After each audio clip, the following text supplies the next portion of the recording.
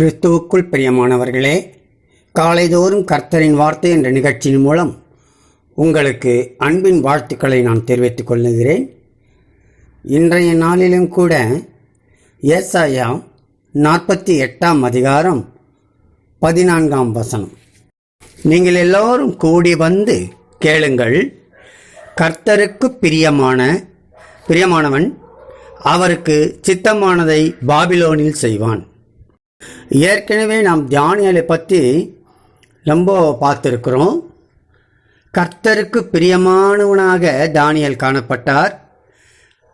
காணப்பட்டபடினாலே அடிமைப்பட்டு போன பாபிலோனில் 3 வேளை தவறாமல் ஜெபம் செய்வதும் இடைவிடாமல் தேவனை ஆராதனை செய்வதும் அது மாத்திரம் அல்லாதபடிக்கு பரிசுத்த வாழ்வு வாழ்ந்து கர்த்தருக்கு சித்தமானதை செய்தார் என்று நாம் அறிந்திருக்கிறோம். இப்போது தானியேலின் நண்பர்களான சாத்ராக், மேஷாக், ஆபேத்நேகோ என்பவர்களை குறித்து நாம் பார்க்கலாம். நேபுகாத்நேச்சார் செய்த பொற்சிலையை வணங்க வேண்டும் என்று கட்டளை பிறப்பிக்கப்படுகிறது. ஆனாலும் இந்த 3 பேரும், சாத்ராக், மேஷாக், ஆபேத்நேகோ என்பவர்கள் அதை வணங்க மறுக்கிறார்கள். யாத்திராகமம் 20ஆம் அதிகாரம் 3 படி, என்னையன்றி உனக்கு வேறே தேவர்கள் உண்டாயிருக்க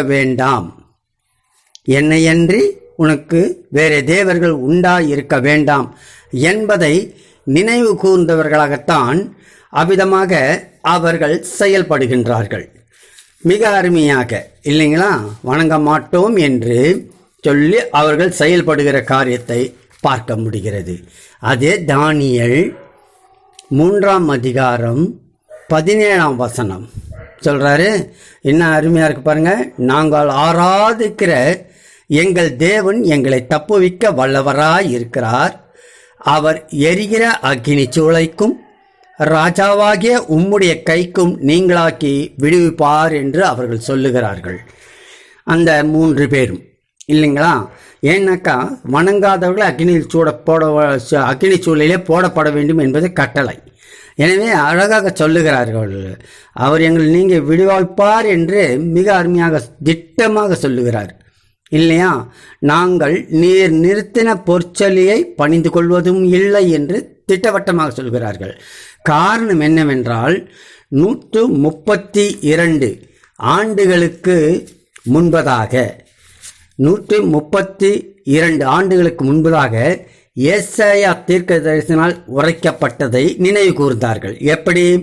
43 ஏசாயா 43ஆம் அதிகாரம் 2ஆம் வசனத்தின் பிற்பகுதி, நீ அக்கினியில் நடக்கும்போது வேகாதிருப்பாய், அக்கினி ஜுவாலை உன் பேரில் பற்றாது.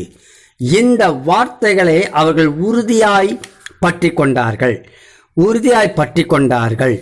அவ்விதமாக உறுதியாய் பற்றி கொண்டபடினால்தான் அக்கினி சூளைக்கு பயப்படாமல் நீர் நிறுத்தின பொற்சிலையை பணிந்து கொள்வதும் இல்லை என்று தைரியமாக சொல்லுகிறார்கள்.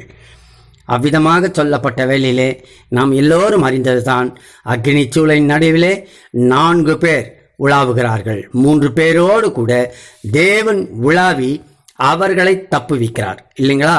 எனவே சிங்க கபிலிருந்து தானியேலை காப்பாற்றிய தேவன் இந்த 3 பேரை கூட அக்கினி நடுவிலே உலாவி காப்பாற்றி வெளியே கொண்டு வருகிறதை காண்கிறோம். அதுதான் பாபிலோனில் செய்வான். எனக்கு பிரியமானவன் கிறிஸ்துவின் சித்தத்தை பாபிலோனில் செய்வான் என்பது போல இவர்கள் பாபிலோனிலே அதை செய்தார்கள். ஏன்னா கர்த்தருக்கு பிரியமானவர்களாக இருந்தார்கள். நாமும் கூட வாழ்கின்ற இடம் பாபிலோனாக இருந்தாலும் கர்த்தருக்கு சித்தமானதை செய்து தேவனுக்கு பிரியமுள்ளவர்களாய் வாழ்வோம், ஆசீர்வாதம் பெறுவோம். ஆமேன்.